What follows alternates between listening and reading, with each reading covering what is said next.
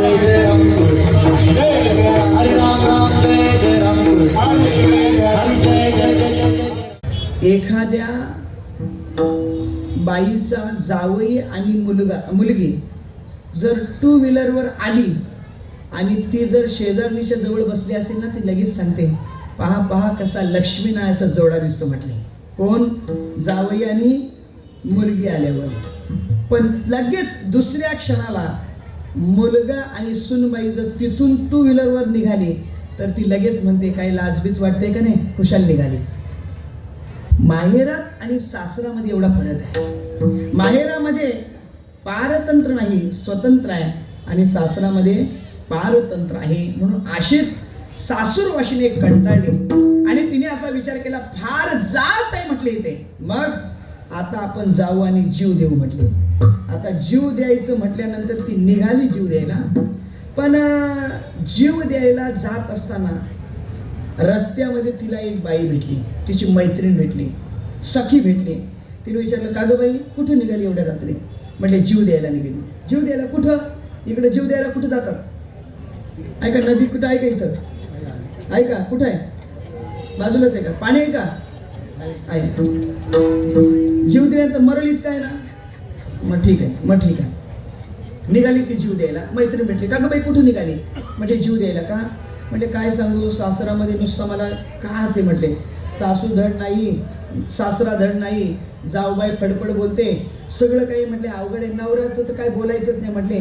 तो रात्रभर पितो आणि मला नुसता मारतो म्हटले, एक शब्द माझ्याने गोड बोला ना. म्हटले काय? मग आता मी जीव द्यायला चाललो. म्हणजे एक काम कर, जीव कशाला जाते? मग एकदाच मनुष्य देह मिळतो, परत मिळत नाही. तू काही जीव देऊ नको. मग एक काम कर, तो जीव देण्याऐवजी जरा माहेरी जा, 4-5 दिवस तिकडं राहा, पुन्हा शांत वातावरण झालं की मग परत इकडे आहे ना. ती म्हटली, मागच्या वेळेस असंच झालं होतं. मागच्या वर्षी मी जीव द्यायला निघाली, पण मला सगळ्यांनी नेऊन म्हटले माहेरात घातलं. पण माहेरामध्ये घातल्यानंतर तिकडनं 4-5 माणसं एकत्र आली, माझी मावशी आली, माझ्या पाठीवरून हात फिरवलं आणि तिने सांगितलं, बाई पावसाने बुडवलं काय आणि नवऱ्याने तुडवलं काय, कोणाला सांगायचं म्हटले. कोणाला सांगता येत नाही म्हटले. पुन्हा मला इकडं आणून घातलं. पुन्हा 1 वर्ष झाला, पुन्हा मी काच सहन करते. आता मला जगायचं नाही. मग आता म्हटले मी चालले जीव द्यायला. तिने सांगितलं, एक काम कर, जीव देऊ नको. आत्ताच म्हटले मी खरवईवरून आलेले, गाव देवी त्या ठिकाणी, आणि गाव देवी आई म्हटले ती नवसाला पावते. मग चल म्हटले, तुला मी त्या मंदिरात नेते. कशाला? म्हटले बरोबर चल माझ्या. जायचं कशाला? काय नाही म्हटले, आई जवळ तू नवस कर आणि नवस केल्यानंतर आई तुझी इच्छा पूर्ण करेल. कधी इच्छा पूर्ण करेल? सत्वर. लगेच अभंगाच्या पहिल्या चरणात, सत्वर पाव ग मला भवानी रोडगा वाहिन तुला. सत्वर पाव ग मला भवानी रोडगा वाहिन तुला. सत्वर पाव ग मला भवानी रोडगा वाहिन तुला. सत्वर पाव ग मला भवानी रोडगा वाहिन तुला. सत्वर पाव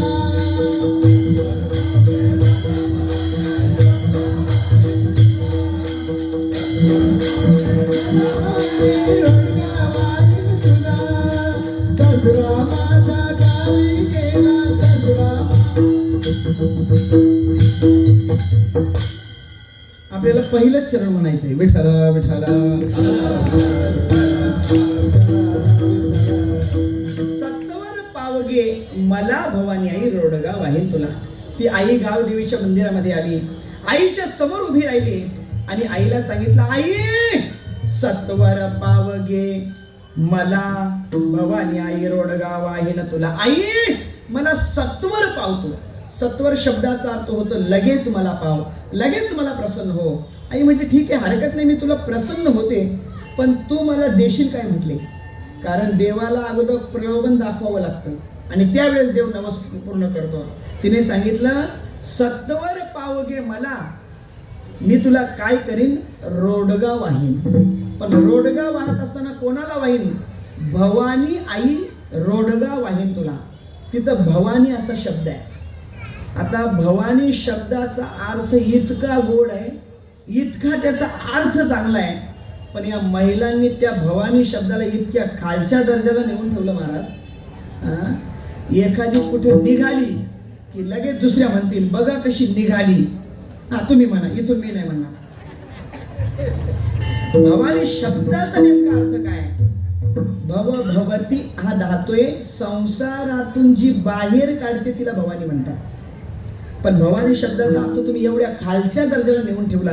त्या भवानी आईला ती सासूरवाशी स्त्री नवस करते, सत्वर पावगे मला भवानी आई रोडगा वाहीन तुला.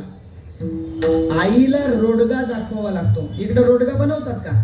बनवतात. बर, आता रोडगा बनवायचं म्हटल्यानंतर रोडगा किती पदार्थापासून बनतो, किती सामग्री लागते त्याला? रोडगा बनवण्यासाठी 5 पदार्थ लागतात, बरोबर ना बाबा? हा, 5 पदार्थ बनवतात. कोणता कोणता ऐका. रोडगा बनवायचा म्हटल्यानंतर नंबर 1 तांदळाच्या 2 वाट्या पीठ. नंबर 2 गव्हाचं पीठ किंवा बेसन पीठ. किती झाले? 3 झाल्या का 2 झाले? नेमकं काय? महिला म्हणलं तुम्ही 3 म्हणताय म्हणजे गणित कसं काय कच्चं आहे का तुमचं? वाट्या नाही मोजायच्या, सामुग्री मोजायची. सामुग्री. हा, 2 वाट्या तांदळाचं पीठ, 1 वाटी गव्हाचं पीठ. ते मिक्स करण्यासाठी त्याच्यामध्ये दूध किंवा पाणी. किती झाले? दूध किंवा पाणी याचा एकच काहीतरी अर्थ घ्यायचा. 3 झाले. बरं, त्याच्यामध्ये गोडवा यावा म्हणून गुळ टाकला जातो. किती झाले? 4. आणि तो एकदा पीठ तयार केला की तो भाकरीसारखा नाजूक बनवायचा नसतो. रोडगा म्हटल्यानंतर असा जाड बनवावा लागतो. आणि तो जाड रोडगा हातावर असा बनवला की मग तो तव्यावर ठेवायचा. आणि तव्यावर टाकल्यानंतर तो भाजण्यासाठी, खरपूस होण्यासाठी तुपाची धार किंवा तेल टाकलं जातं. असे 5 पदार्थांनी तो रोडगा बनला जातो. मग तो रोडगा भवानी आई मी तुला वाहीन, सत्वर पावगे मला भवानी आई रोडगा वाहीन तुला. आता इथं रोडगा शब्दाचा अर्थ आपण देवीला वापरतो तो रोडगा नव्हे. रोडगा शब्दाचा अर्थ होतो पंचभूतांपासून झालेला हा मनुष्य देह. हा पंचभूतांचा रोडगा देह आई मी तुला समर्पित करेन असा त्याचा अर्थ. विठ्ठला विठ्ठला.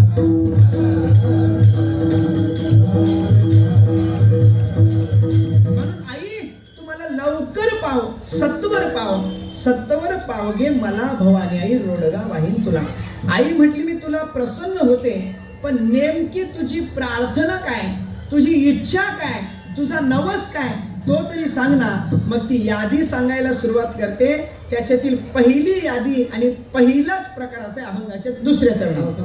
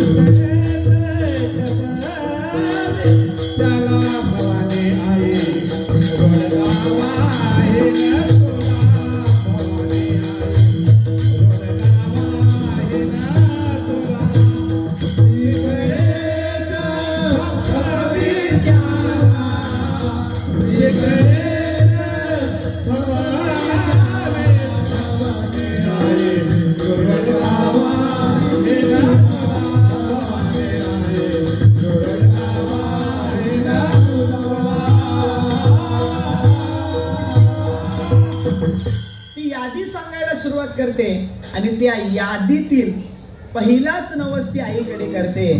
सासरा माझा गावी गेला तिकडेच खपवी त्याला भवानी आई रोडगा वाहीन तुला. काय सांगते ती? सासरा माझा गावी गेलेला आहे म्हटले, आता तिकडच खपवी त्याला भवानी आई रोडगा वाहीन तुला. एवढं प्रमाण म्हटल्यानंतर सगळ्या सुना म्हणत असतील महाराज आमच्या मनातील तुम्ही वाक्य वापरलं गडे. बऱ्याच जणी तर अशा म्हणत असतील दरवर्षी याच महाराजाला बोलवा आणि हाच अभंग घ्यायला लावू म्हटले. सासरा माझा गावी गेला, पण सासरा म्हणजे तुमच्या नवऱ्याचा बाप, तो सासरा नाही इथं सांगायचा. मग दंभ नावाचा सासरा आहे. त्या सासऱ्याच्या विषयी सांगतायत, सासरा माझा गावी गेला. आई, मी आता तुझ्या समोर आले, तुझी प्रार्थना करते, तुझी याचना करते, तुझ्या समोर उभी राहिली. आता माझा अहंकार नावाचा सासरा माझ्यापासून दूर गेलेला. आता आई अहंकारला तिकडच खपव, इथं काय तू येऊ देऊ नको. का? कारण परमार्थामध्ये अहंकार चालत नाही महाराज. आणि ज्याला अहंकार झाला, भगवान परमात्मा त्याला पार दूर करतो. अहम ममतेची या लवड सवडी, मातेन पवती बापुडी, जन्म मरणाची दुथडी डवळीत ठेली. ज्ञानोबा म्हणतात, ज्याला अहंकार झाला त्याला जन्म मरणाच्या दुथडीत डवळीत ठेवलं जातं. देव त्याला जवळ करत नाही. काही लोक म्हणतात, महाराज आम्हाला कशाचाच अहंकार नाही. काय म्हणतात? महाराज आम्हाला कशाचाच अहंकार नाही. अरे तुला कशाचाच अहंकार नाही याचाही तुला अहंकारच आहे ना. विठ्ठल विठ्ठल.